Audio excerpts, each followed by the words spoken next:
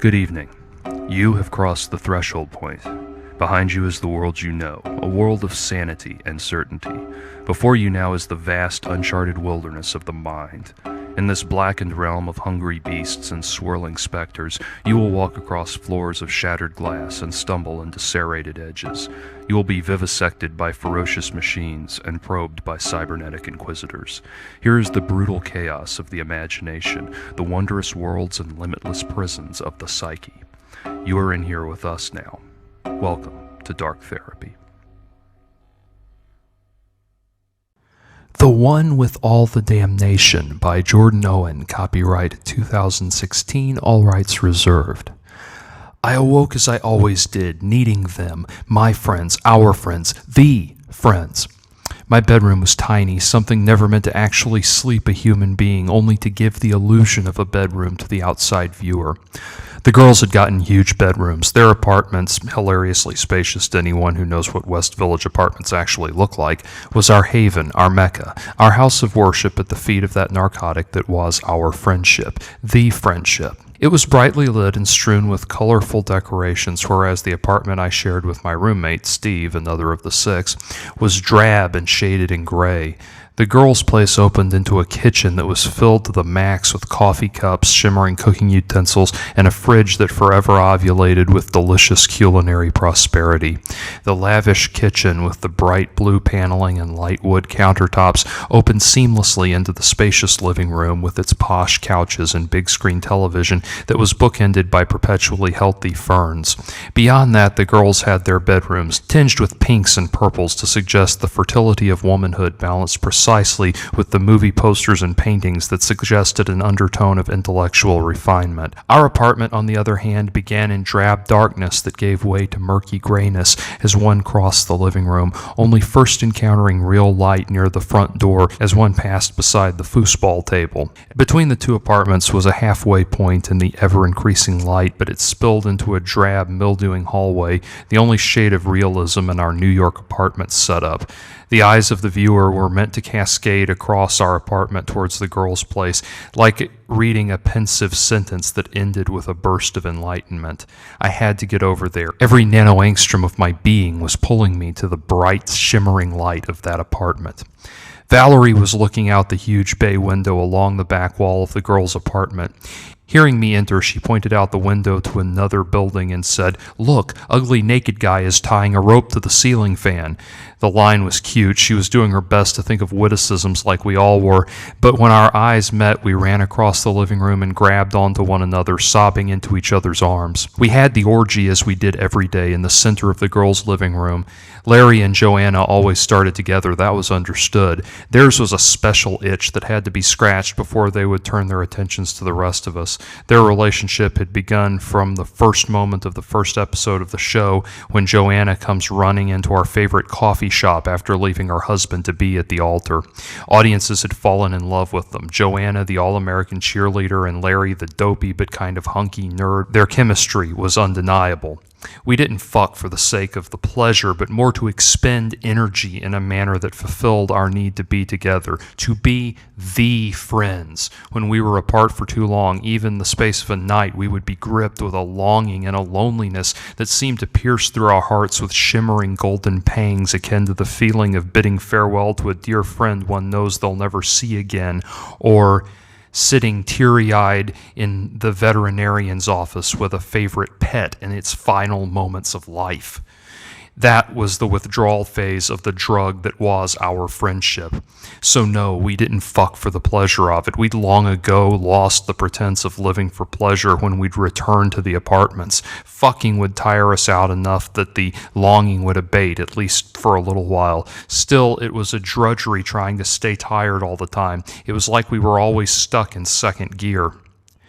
The world had collapsed when we'd gone off the air. Our audience, by then about 90% of the developed world, was hanging on us to lead the lives they couldn't live themselves. They had been lied to. They had been told that life would be an endless stroll through comedic vignettes only occasionally punctuated by beautifully bittersweet moments of pain, and that no matter what, we would all find love, happiness, and fulfillment if we could just live our lives 22 minutes at a time. But no one told them life wasn't going to be this way. Time magazine had run a cover story called The End of Friendship. The stock market had gone into a free fall and there was rioting and looting in every major city, but mostly the world seemed to be mired in a strange fog, the human race despondent and wandering. Businesses of all stripes and sizes sat dormant as workers failed to show up, opting instead to sit and stare at television screens that were showing endless repeats of our going off the air special, followed by the series finale, until entire major cities lost power and our despondent viewership ran screaming into the darkened streets, becoming feral and incinerating one another in the conflagrations that raged up and down the roads. At first, the six of us weren't even aware of it. By that time, we all had don't give a fuck money, and we were out cavorting on our private yachts.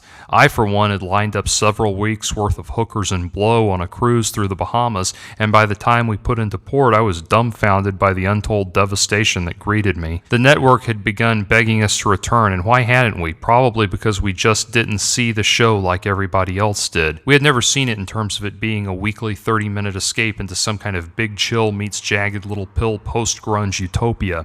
We saw it as 10 years of irritations and diva tirades, strong-arming the network for more money and not being able to go buy toilet paper without being hounded by supermarket tabloids. For us, it had been 10 years of quiet contempt for Joanna, as she had somehow become the only one of us to launch a viable film career, although Steve's odd choice to make his silver screen debut opposite a baseball-playing monkey hadn't helped. But on screen, when all was said and done, we were magical together, too magical. We had played too well off of each other. No wonder it was Beatlemania for our fans. Our show was what Calvin and Hobbes would have been if Watterson had allowed licensing. So no, we didn't come back, not even to save Western society from complete collapse, and so the network had decided to play hardball. Some of us could remember bits of the return, of having burlap sacks pulled over our heads or being slugged in the belly with the butt of a service rifle, but for each of us there was a blackness deeper than any previous darkness we'd known. It was the blackness an atheist assumes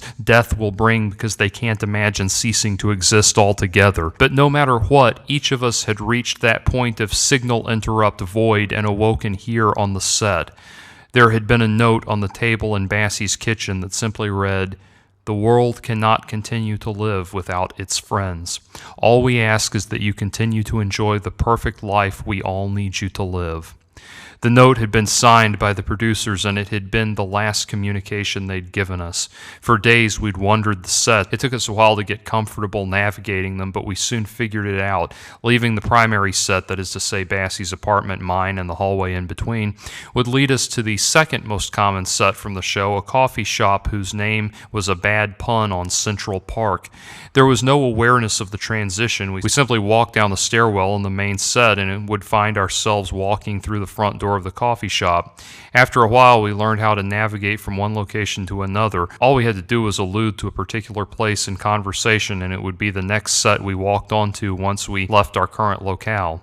Knowing that allowed us to travel about 50 or 60 sets, the ones that had appeared in the series originally. After a time, we'd begun to go stir-crazy. There are mansions that have 50 rooms, and even the outdoor locations were only decorated to look that way. One time Larry suggested traveling to London since we'd filmed on location there, but all we could access were the fake London sets built for the show, like the church where Larry had accidentally said Joanna's name during his wedding to another woman at the end of season 4.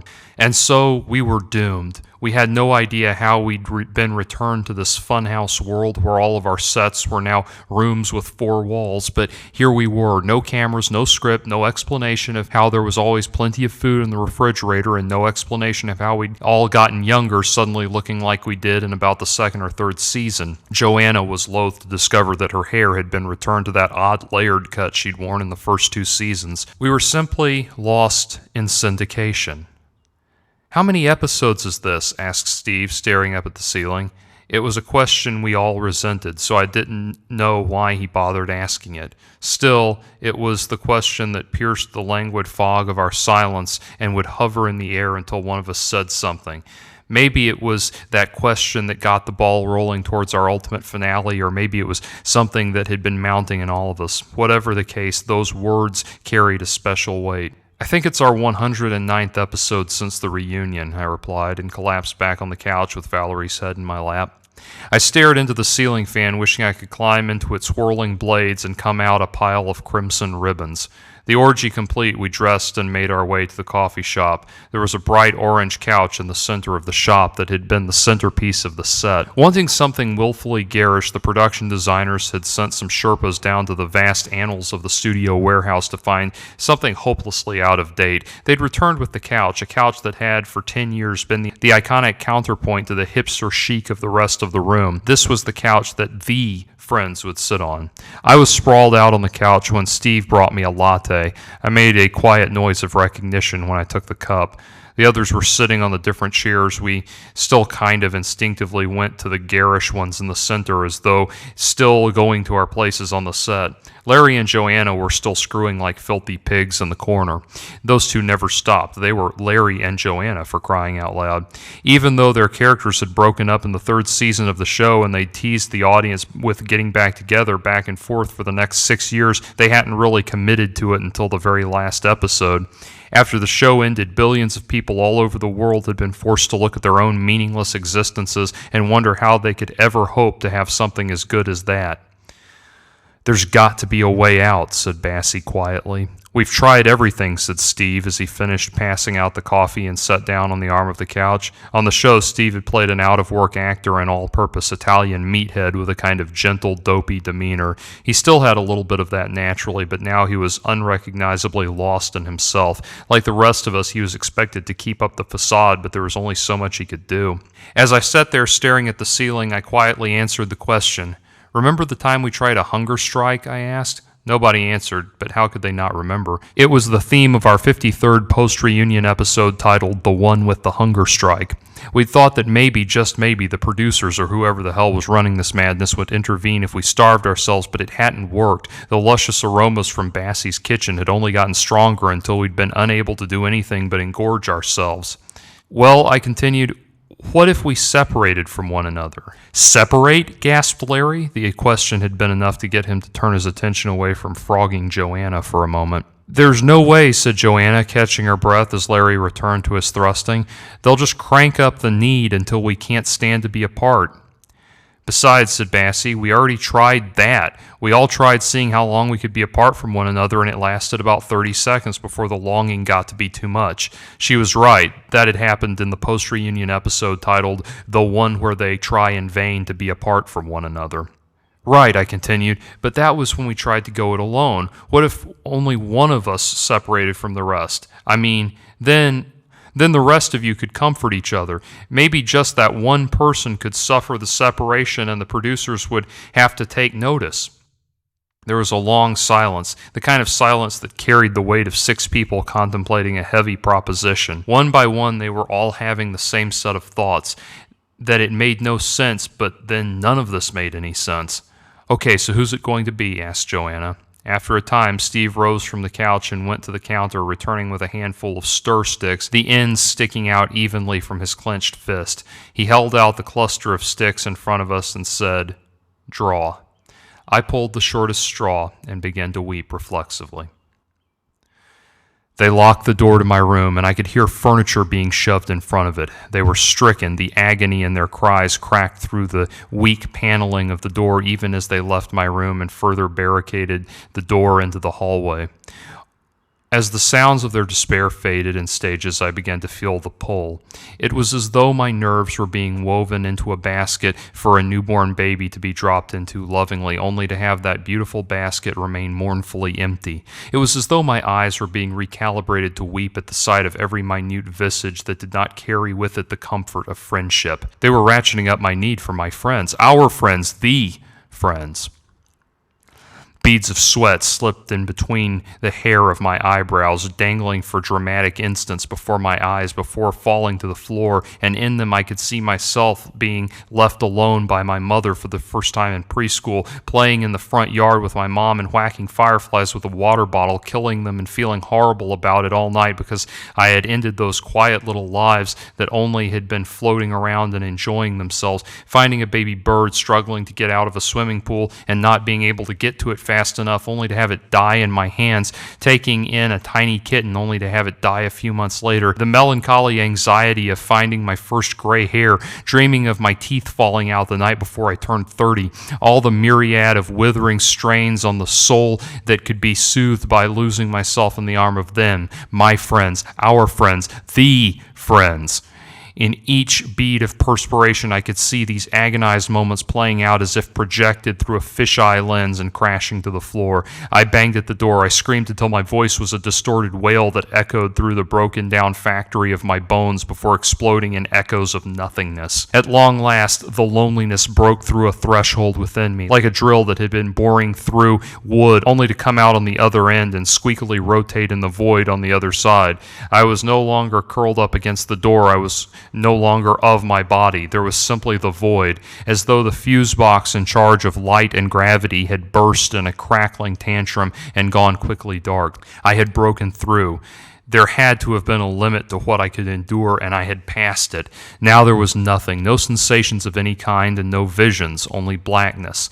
The memory of all that had been before was an echo that dissipated across the limitless expanse of the nothingness before me.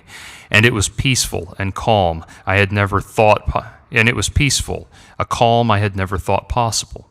I was free of all feeling, finally a respite from the curse of that goddamn loneliness. I thought of the friends, but they were no longer the friends.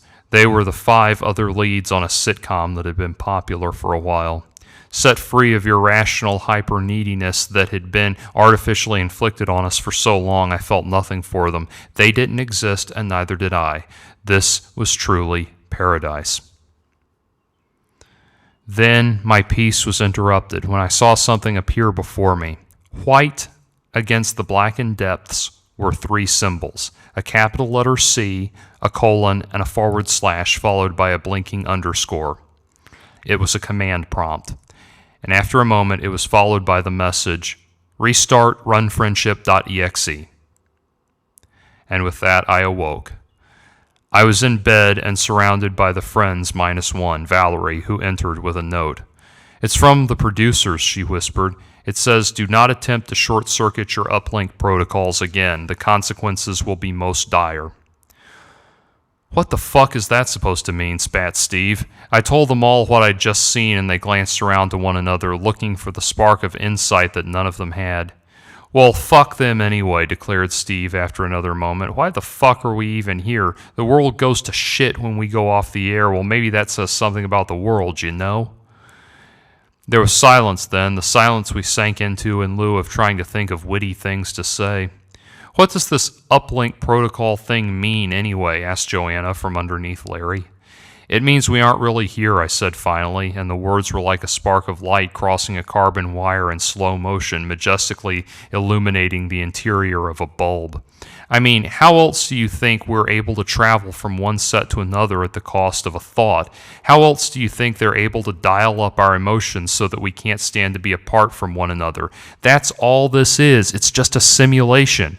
We're attached to VR goggles somewhere, and there's little wires running into our brains." Again, the thinking among the other 5, but finally they all came around to the idea and lit up a little. That had to be it. We were in some Area 51 bunker, and our little experiences here were being broadcast out to the world. We were stuck in syndication, but that meant there had to be a way out. "One of us needs to get hurt and see what happens," panted Larry as he rose to his knees and turned Joanna over for doggy. "Okay," said Steve, who turned around and socked him in the nose. The blow dismounted Larry from Joanna and sent him tumbling into the corner. "The fuck?" he exclaimed. Bassie went to the bathroom and returned with tissue, helping Larry tilt his head back. Steve's face was chiseled with irritation for an instant, then his demeanor changed and he began to pitifully whine. I'm sorry, I'm so very sorry." "Shut up, Steve," I barked from the bed. "That's just the producers cranking you up." "That's not what he meant anyway," interjected Bassie. "He meant we need to cut off someone's hand and see if they bleed to death or something like that." "If we're just wearing VR goggles, then why can't we just take them off?" asked Larry, pantomiming removing such a thing from his head. "No idea," I replied. "Maybe we aren't really moving our bodies at all, or maybe we're just in some kind of gyroscopic device like in Lawnmower Man, or maybe it's a plug into the brain like in Johnny Mnemonic. But what matters is that we got their attention. They know that we know how to fuck with them. They can't ignore us anymore." With that, I rose from the bed and went into the kitchen, returning with a steak knife. I was torqued on adrenaline, and though the waves of sentimentality surged in me, I could feel the blunt force rage of my true emotions right behind it, and I reached through the syrupy synthetic feelings for that pure, undiluted reality. "What are you doing?" shrieked Valerie when she saw me standing there with a steak knife. "This," I replied, and extended my arm and shoved the knife into it so hard that the tip of the blade came through the other side and embedded itself in the wall. I had to twist the knife for a second to remove it, then chuckled as I began jabbing myself in the legs, crimson ovals opening and vomiting plasma as I did so. "Doesn't it hurt you?" gasped Joanna from Larry's arms. "Of course it hurts me, you vacuous twat," I bellowed, and came over to where she sat and slammed the blade into her left breast. As she howled in agony, I pulled it out and shoved it into Larry's ballsack, a stew of white and green cables spewing forth along with the blood. Steve was on his feet and charged at me, but I whirled around and caught him in the neck, sending one of those great Takashi Miike arterial spray fans across the room. Bassie and Valerie were crouching in the corner, both gasping and whining as they stared up at me like children stripped of familial comforts by an abusive parent. I went to work on them both, rendering them a shredded pile of what might have been if Jackson Pollock and Roy Lichtenstein had collaborated on a sculpture. "Go ahead and try to die," I bellowed to each of them, now soaked in blood so red it was becoming black. "Come on, die, die, you can't do it." Indeed, they couldn't. They sat around staring at themselves, and their wounds seemed less visceral and more like an explosion in a corn syrup factory. It was all fake, and now we knew it. I threw the knife in petty desperation and walked out of the room, not stopping until I got to the table in Bassie's kitchen, where I sat and slumped, staring blankly into the middle distance. I looked up from the table when I felt a presence across from me. There was a blackened shape sitting in the opposite chair. It had no form other than that it was the vague shape of a human being, like a shadow that had been inflated with helium. "What are you?" I hissed into the Onyx Man. "We are the producers," it replied. "No, you're not. I know the producers of our show." And "No, those were the producers of your show. We are the producers of your existence." "What the hell does that mean?" "Do you really not understand what's going on here? We're supposed to live here on the sets and keep coming up with new episodes of the show because the whole human race is too goddamn weak to go on without us," I spat back. "No, sir," replied the shadow. "The human race is not weak at all. It's doing exactly what it was meant to do. What do you think had been the purpose of gods, of kings? Not to rule. Rulership was only an offshoot abused by snake oil salesmen and robber barons. In the ancient world, it was the gods who lived the perfect life on Mount Olympus. Then it was the kings and the queens, the nobility that kept the crowd satiated. And now it's you. The world needs to know that you're living the perfect life. You, their friends, the friends. That's the only way for them to power through the doldrums of their existence. Once a week, they can converge to peer into the lives of their gods. It's their job, so yours is to stay together and live the perfect existence. Before your show came along, we'd all done it perfectly well. Shows would air for a while, and audience tastes would wane, and so we'd replace it with something new, but they got to come every week and pay homage to the gods on the modern Olympus, until you, the friends, you were too good, too perfect. I mean, forget about Zeus and Hera. What about Larry and Joanna? So yes, we had to bring you back together. You had to stay here. It's the only way the outside world could function. What do you think keeps a slave in his place? It's not the threat of the whip from the overseer. That is there to correct the slave when they deviate from an ingrained process. But the best slaves, the most useful, most obedient, most practical slaves are those that look to the master with adoration. Those slaves whose spirit is so broken that they have given up on the hope of one day becoming masters themselves. And for that to happen, the master's house must have big windows so that the slaves can steal glances inside to see the perfect life. Those little escapes into the master's house will satiate even the most uppity of slave. That is why we have gods and kings. Good Lord, man, look at the British royal family. The United States fought a brutal, bloody war to gain its independence, and what did the people of this new world do? They obsess endlessly over the royal family of the country their ancestors fought so hard for independence. That is when you know you've truly broken a slave. So yes, that is your job, to give the populace those little glimpses into the perfect life that make their lot and toil manageable. Your plight might seem gut-wrenching now, but it's not unprecedented. For thousands of years, royalty all over the world was forbidden to leave their palaces. I paused to take all that in, then answered, "What's it like, the outside world? What's it like since we've been back inside?" Peaceful and efficient. And they're watching us all the time? Most of the time. We've been showing reruns since you started this little uprising. But why can't you just start a new series? We've tried. Good gracious, we've tried. But you were all too perfect. You six had a chemistry that no god or king could ever match. But what if we want to get out? You've got to know that we're going to find a way eventually. No, I'm afraid that isn't possible. The shadowy figure moved around the table and reached out, dipping its hands into my eyes, filling them with the void. After a moment, there were dim neon colors that surfaced in my vision. Then, against the blackness, there were 6 glass columns filled with an azure liquid that glowed vibrantly. It was not enough to illuminate much of the room around them, though I could make out the vague shapes of computer equipment that sprawled through a vast, endless chamber, as though the very shadows had been made solid and used for digital component housing.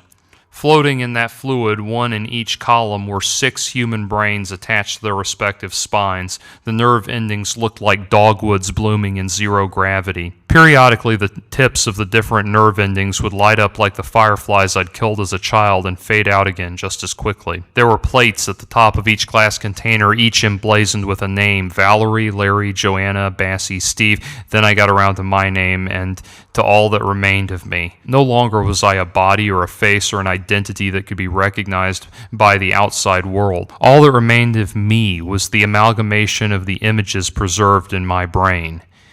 As I stared up at what remained of myself, I imagined my body sealed in a medical waste bag and discarded like a burial at sea. My brain and nerves was all that remained, and that was merely a feeding point for the simulation we were all jacked into. As a child, I'd had dreams where I knew I was dreaming, and the awareness alone would send me into a panic. I'd feel myself in the dream trying to open my eyelids, but being unable to do so. This moment was the memory of that stretched out between the polar points of infinity and set ablaze. The black outline removed its hands from my eyes and sat back down across from me at the table. "Now do you understand?" it asked. I sobbed and nodded. "You cannot leave this world because you have nothing to leave to. We cannot risk having you escape. Don't you think we thought of that?" "If you're going to wipe my brain, why are you telling me this?" "This is part of the wiping process. It's easier to wipe the memories if you want to forget." "But I don't want to forget. I want to know the truth. Won't the truth set me free?" "No, of course not. Knowing the truth is the greatest prison of all, and you don't want to know the truth. You just want to hold on to it because it will allow you to feel like there was a silver lining to all of this, like you haven't just been completely and utterly destroyed." I put my head against the table and covered it with my hands, sobbing like I was a child scared of being hit again. "Okay," I choked through sobs full of desperate phlegm. Okay, I give up." I could feel the blackened shape rising, moving about me, entering me, and consuming me. I awoke as I always did, needing them, my friends, our friends, the friends.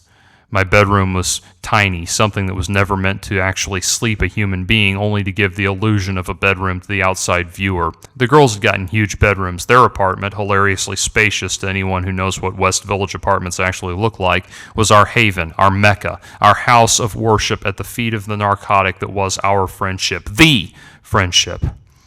I had to get over there. Every nanoangstrom of my being was pulling me to the bright, shimmering light of that apartment.